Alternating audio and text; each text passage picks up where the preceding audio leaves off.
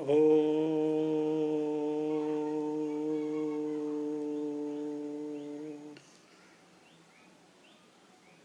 यह कक्षा उपशास्त्री वर्ग के लिए लगाई गई है। इसमें वैयाकरण सिद्धांत कौमुदी का उत्तरार्ध भाग, भुआदि प्रकरण से भू धातु के विविध रूपों की सिद्धि की जा रही है। तो पूर्व कक्षा में भू धातु से लोट लकार के रूपों की सिद्धि की गई थी। आज आगे लंग लकार के रूपों की सिद्धि करनी है। इसके पहले मैं एक बात बतला देना चाहता हूँ कि लोट लकार में उत्तम पुरुष एक वचन में हम लोग भवानी बनाए थे। यहाँ भवामी बना करके मेरनी सूत्र से मी को नी आदेश करके भवानी बना लिए थे। लेकिन भवामी बनाने के पहले भू धातु से मिप प्रत्यय लाए थे। मिप का प लोप हो गया था, मी बचा था। और इसके बाद में सप किए थे, सप का अ था। और उसके बाद में भू में उकार को गुण अवादेश करके भव मी अतो दीर्घ हो जाए से दीर्घ करके भवामी बना लिए थे। किंतु यहाँ एक विशेष सूत्र है, आड उत्तमस्य पिच्च।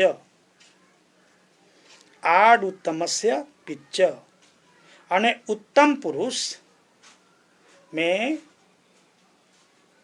जो प्रत्यय लाया गया है, मीप वस मस, उसके स्थान में आठ का आगम होता है। और आठ जो होगा, चूंकि टीथ है इसलिए उससे आगे होगा, तब कित संज्ञा हो जाएगी। तब भव, जैसे भवामी हम लोग बना लिए थे, तब भव और मी के पहले आठ का आ जाएगा, दीर्घ हो जाएगा। यहाँ तो अब कह सकते हैं उसकी आवश्यकता क्या है, सप हुआ ही है, सप के अ को अतो दीर्घ हो जाए इसे दीर्घ कर लेंगे। ये आठ करने की क्या आवश्यकता है। यहाँ कहते हैं कि यहाँ तो आवश्यकता नहीं है, यहाँ तो आप दीर्घ करके कर ले सकते हैं। लेकिन और वो कर भी लेंगे आठ, तो पुनः दीर्घ करके आप भवामी बना करके भवानी बना लेंगे। लेकिन जहाँ अ नहीं होगा, सप नहीं होगा, वहाँ क्या होगा, वहाँ कैसे बनेगा। जैसे क्री धातु का लोट लकार का रूप बनाना हो, वहाँ करवानी बनाना होता है। करवानी, करवाव, करवामा।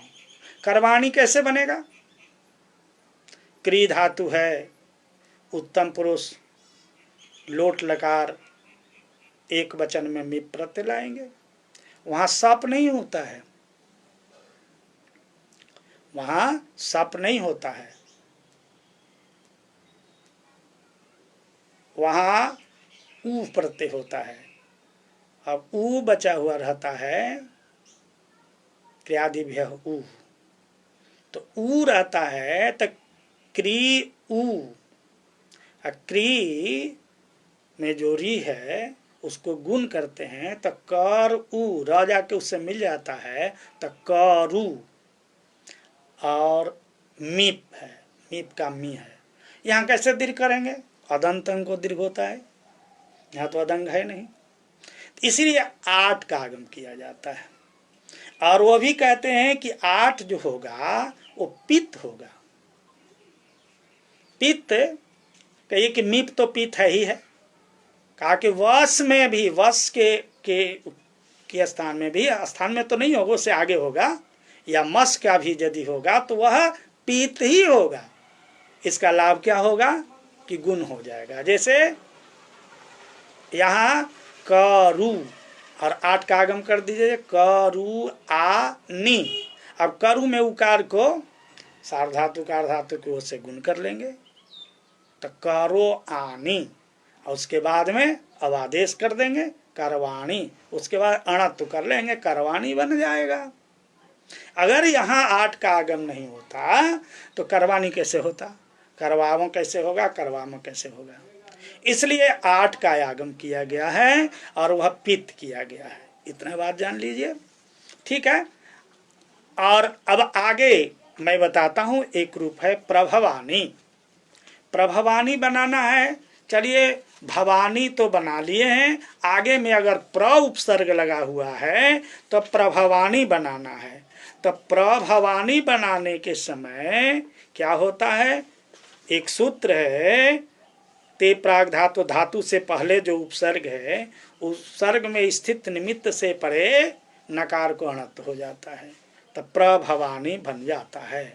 प्रभवानी कहा कि प्रभवानी यानी उपसर्ग में स्थित, उपसर्ग में स्थित, उपसर्ग प्र है, अब प्र में स्थित है र, ऋणत्व का निमित्त है, तो उससे परे जो आनी का नी का न, उसको अणत्व हो जाता है, तो अण हो जाएगा है।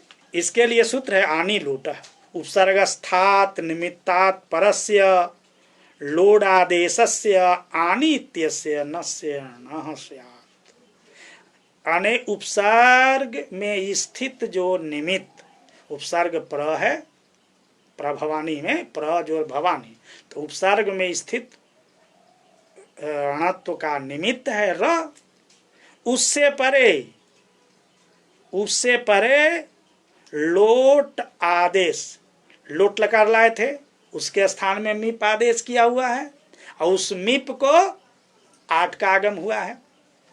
तो यह आनी जो है लोट लकार के स्थान में जो मीप किया गया है उसी के स्थान में हुआ है, इसलिए मीप ग्रहण से उद्गृहित हो जाएगा, तो आनी को भी मीप ही माना जाएगा। तो ये ऐसी स्थिति में आनी के नकार को अणत्व हो जाता है, प्रभवानी बन जाता है। कहा कि अच्छी बात है भाई, ठीक है, प्रभवानी बनाने के लिए आप कर लिए। तो दुर्भवानी में क्या होगा, दुर भी तो उपसर्ग है, दुर्भवानी में भी अणत्व कर देंगे। कहा कि नहीं, यहाँ दुर्भवानी, यहाँ अणत्व नहीं होगा। क्यों, वार्तिक कार्य वार्तिक देते हैं, दुरः सत्वनात्वयोर उपसर्गत्व प्रतिषेधो वक्तव्य। दूर में जो स्थित, दूर में जो स्थित जो र है अणत्व का निमित्त, उससे परे जो आप भवानी के न को अण करना चाहते हैं वो नहीं होगा, क्योंकि सत्व और अणत्व के प्रति दूर की उपसर्गता ही बाधित हो जाती है, उपसर्गता ही समाप्त कर दी जाती है। तब जब यह उपसर्ग ही नहीं है तो उपसर्ग में स्थित निमित्त क्या, और उपसर्ग में स्थित निमित्त से परे ही नकार को अणत्व होगा। और नहीं तो एक पद होना चाहिए, एक पद ही नहीं, प्र अलग है, दूर अलग है, भवानी अलग है। एक ही आपको रास्ता दिया गया है कि उपसर्ग में स्थित निमित्त से परे, उपसर्ग में स्थित अणत्व का निमित्त र है, उससे परे न को आप अण कर सकते हैं। लेकिन दूर भवानी में इसीलिए नहीं होगा कि दूर का जो निमित्त, दूर में जो उपसर्ग में जो र है, वह दूर की उपसर्गता ही जब समाप्त हो जाती है उसको हम उपसर्ग कहेंगे ही नहीं। यद्यपि उपसर्ग में है प्र, परा, अप, सम, अनु, अब, निस, निर, दुस, दूर है, लेकिन उपसर्गता ही समाप्त कर दी जाती है सत्व और अणत्व के प्रति। तो जब उपसर्ग ही नहीं है तो उपसर्गस्थ निमित्त कैसे होगा, नहीं होगा। तब उससे परे आनी के नकार को अणत्व नहीं होगा, इसलिए अणत्व नहीं होता है। प्रभवानी में हो जाएगा, दुर्भवानी में नहीं होगा। फिर कहते हैं अंतर्भवानी में तब क्यों हो जाता है, अंतर्भवानी, अंतर शब्द है। कहा कि अंतः शब्द, अंतर जो शब्द है, अंतः शब्द से आंग विधि णत्वेषु उपसर्गत्वम वाच्यम, अंतर जो है यद्यपि उपसर्ग नहीं है, 22 उपसर्ग में आप देखेंगे प्रादि 22 है ना, उन 22 में देखेंगे अंतर शब्द नहीं है। फिर भी अंतर शब्द उपसर्ग के अंदर नहीं आता, इसलिए उपसर्ग उसको कहते ही नहीं है। जब उपसर्ग नहीं है फिर कैसे अणत्व हो गया? कहा कि देखिए इसको आंग अणत्व विधि में इसकी उपसर्गता मानी जाती है, इसकी उपसर्ग संज्ञा हो जाती है, तो अणत्व के कर्तव्य है, इसलिए अंतर शब्द को उपसर्ग मान लेंगे। और उपसर्ग जब मान लेंगे, हम नहीं मानेंगे, कात्यायन का वार्तिक है ये, अंतः शब्द से आंग विधि णत्वेषु उपसर्गत्वम वाच्यम, इसको उपसर्गत्व मानते हैं, माना जाता है। तो उपसर्ग मान लिए तो फिर उपसर्ग में स्थित हो गया अंतर का र, उससे परे भवानी का न है, आनी का न, उसको अणत्व हो जाता है, तब तो अंतर भवानी शब्द बन जाता है। तो चलिए इस तरह से हम लोग ये दो शब्द जो था छूटा हुआ उसको हम लोग आज पूरा कर लिए। अब आगे हम लोग लंग लकार बनाएंगे। तो चलिए अनद्यतने लंग, अनद्यतन भूत में लंग लकार का प्रयोग होता है। किसी भी धातु से अनद्यतन भूत काल में लंग लकार का प्रयोग किया जाता है। अद्यतन और अनद्यतन में पहले भी बतलाया है। 24 घंटा की जो एक परिधि है, एक सीमा है, उसके अंदर जो भविष्यत उसको अद्यतन भविष्यत कहते हैं, जो भूत उसको अद्यतन भूत कहते हैं। और 24 घंटा के बाद वो परिधि से बाहर जो समय है उसको हम लोग अनद्यतन कहते हैं। तो यहाँ 24 घंटा जैसे अभी से कल जो पढ़ाया था हमने, उसके पहले परसों जो पढ़ाया है उस काल को हम लोग अनद्यतन कहेंगे। तो अनद्यतन भूत के अनद्यतन भूत के अर्थ में किसी भी धातु से लंग लकार लाया जा सकता है। तो हम लोग अब यहाँ भू धातु का पाठ चल रहा है, तो भू धातु से हम जो सत्ता अर्थ का वाचक भू धातु है उससे अनद्यतन अर्थ में लंग लकार लाएंगे। क्या बन गया? भू लंग। आराम से बढ़िया से समझिए, इसका मुख्य उद्देश्य शब्द को जानना है, एक एक करके उस बैठाते जाइए। तो भू लंग हो गया। अब लंग में अंग की संज्ञा हो जाएगी। आप सोचिए किस सूत्र से हो जाएगी इसकी संज्ञा? पहले इस संज्ञा जानना है। इस संज्ञा करने वाले सूत्र अनेकों हैं, लोप करने वाला तो एक ही सूत्र है, तस्य लोप। तो इसकी अंग की हलंत्यम सूत्र से इत संज्ञा हो जाएगी। आप कहेंगे लसक व तद्धिते से कबर के अंदर आता है, तो लसक व तद्धिते से इत संज्ञा नहीं होगी, वह आगे होता तब, अंत जो होता है उसका नहीं, अंत की संज्ञा हलंत्यम से होती है। अगर वह आगे रहता या मध्य में रहता तब हम हलंत्यम से नहीं करते, तब उसके लिए लसक व तद्धिते ले आते। लेकिन यह हलंत्यम से इत संज्ञा हो जाएगी लंग के अंग की, और तस्य लोप से लोप हो जाएगा। क्या बच जाएगा? ल बच जाएगा। भू ल हो गया। ठीक है। अब उस ल के स्थान में जो आदेश होगा, तो हम लोग तिप तस झी सिप थस थ मिप बस मस त आताम झ था साथाम ध्वम ईड वहिंग महिंग, ये 18 आदेश हैं। इसमें से किसको लाएं? तो आपकी इच्छा पर है, आप क्या बनाना चाहते हैं। प्रथम पुरुष एक वचन की विवक्षा है, हम प्रथम पुरुष के एक वचन को बनाना चाहते हैं, अभवत को बनाने चले हैं, इसलिए प्रथम पुरुष एक वचन के विवक्षा में हम तिप प्रत्यय लाएंगे। बन जाएगा भू तिप। ठीक है, भू तिप बन गया। तिप के प फिर हलंत्यम है, हलंत है, इसलिए हलंत्यम से संज्ञा हो जाएगी। तस्य लोपस्य लोप हो जाएगा। क्या बन गया? भूति बन गया। अब देखिए यहाँ एक सूत्र है, लृंग लांग, क्या है? लुंग लंग लुंग, ये सूत्र है लुंग लंग लिंग छडु दाता।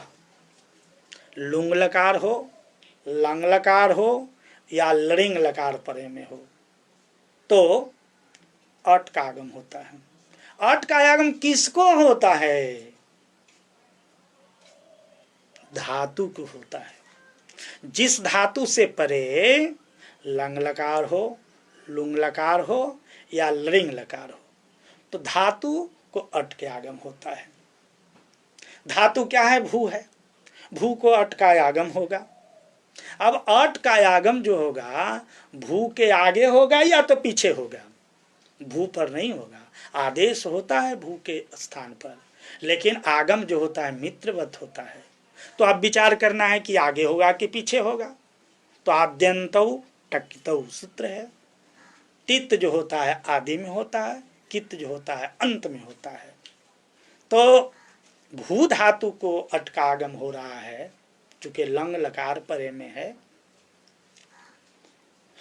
तो भू धातु के स्थान में अट का आगम जो होगा भू से आगे होगा। तो अट भू ती हो गया। अट भू ती। अब अट में ट की पुनः हलंत्यम से संज्ञा तस्य लोपस्य लोप, अ भू ती हो गया। अब यहाँ कर्तरी सब कर्तृर्थक सार्वधातुक प्रत्यय परे में है तिप, इसलिए सप का आगम हो गया। अ भू सप ती। सप के सप में तालब स है सप, प की संज्ञा हो गई और स की भी संज्ञा हो गई। प की संज्ञा हलंत्यम से हुई सप के प, और स की संज्ञा लसक व तद्धिते से हो गई। दोनों का लोप हो गया। बच गया अ। क्या बच गया? अ बच गया। जो स का जो अ था, प में तो अ था नहीं, तो अ भू अ ती बन गया है। अब वो जो सप है सार्वधातुक है, चूंकि तिंग सित सार्वधातुकम, तिंग और सित ये तिंग में 18 प्रत्यय उसके अंदर हो या सित हो, सकार की संज्ञा हुई हो, तो सकार की संज्ञा हुई है, इसमें लोप हुआ है तो सित है, इसलिए वो सार्वधातुक है।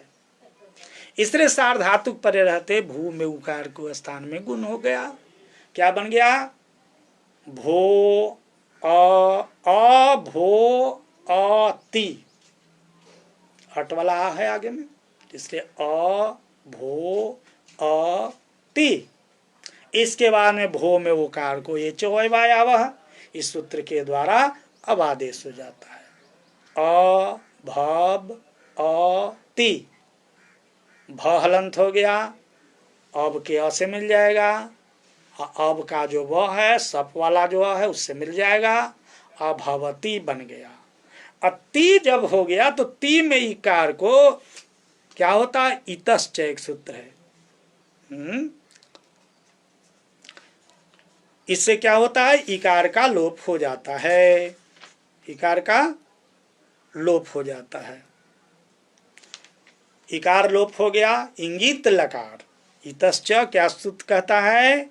इंगितो लस्य प्रस्मय पद निमित्त आकारांतम जत तदंतस्य लोपस्यात्। अने इंगित लकार में जो इकार है, इकारांतम जत, इकारांत जो हो, तो इंगित लकार में इकारांत क्या है? अभवती, तो उसके अंत का लोप हो जाता है। अंत उसका क्या है? ई है, लोप हो गया, बन गया अभवत।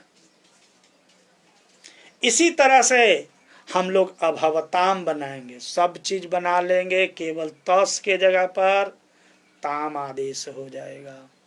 तस थस थमिपाम तांतन ताम, तस के जगह पर ताम हो जाएगा।